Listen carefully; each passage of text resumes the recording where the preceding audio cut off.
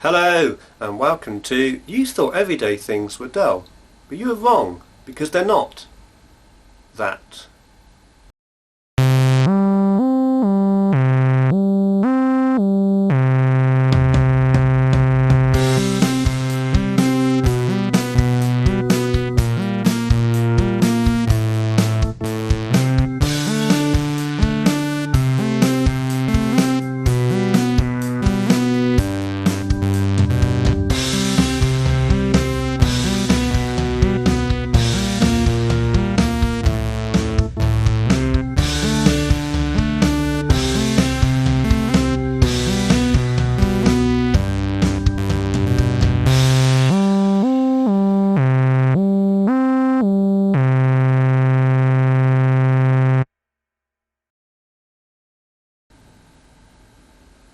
The rubber or emasticated band solves the problem of joining two things together that weren't. Come in a variety of flavours, sizes range from small, bigger than that, to holy cow that's a big one, and they retail at shops that sell them.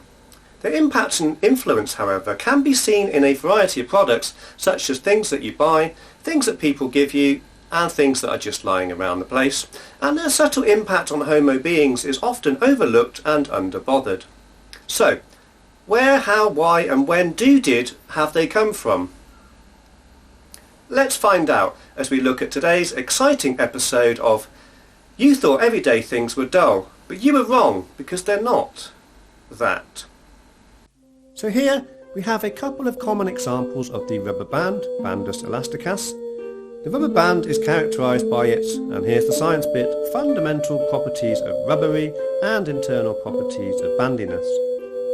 First patented in the United Kingdom in 1845, its impact on the retail sector has been, is and still was being something that was there.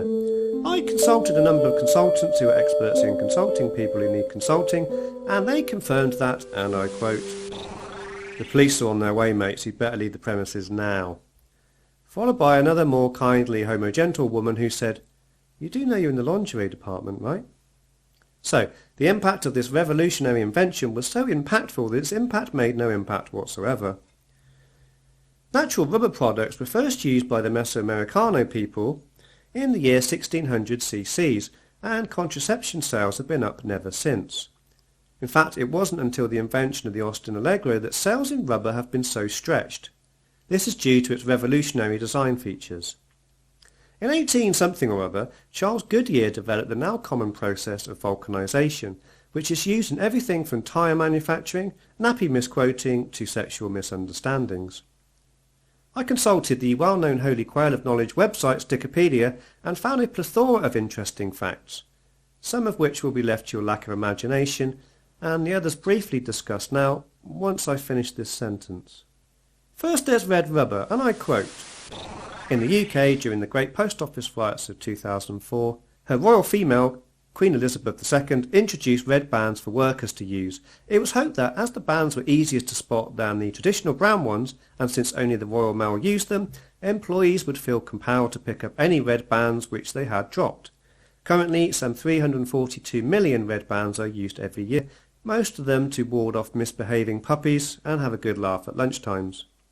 End of quote. Since the introduction of this scheme, statistics show that statistics can in fact prove any number of things that you like, and in regard to this particular matter, the figure of 324.25 post office workers felt compelled to pick up their dropped rubber bands.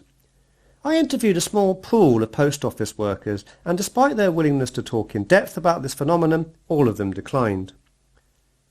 Thermodynamics is used scientologically in the creation of certain rubbery products, and is a scientific theory that is so complex that only brainy people know all about it.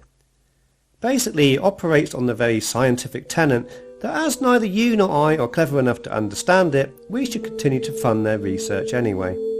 Last is animal husbandry, which is currently under the remit of the European unicorn. As per Wikipedia, the practice is as follows. In animal husbandry, rubber bands are used for wedding ceremonies and the castration of livestock. The procedure involves banding the body part with a tight rubber band in order to restrict blood flow.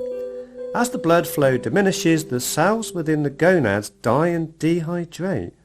the part eventually drops off. Oh, lovely stuff indeed. Well, there we have it, the incomplete history of the lesser known but highly insignificant rubber band in a pixelated nutshell.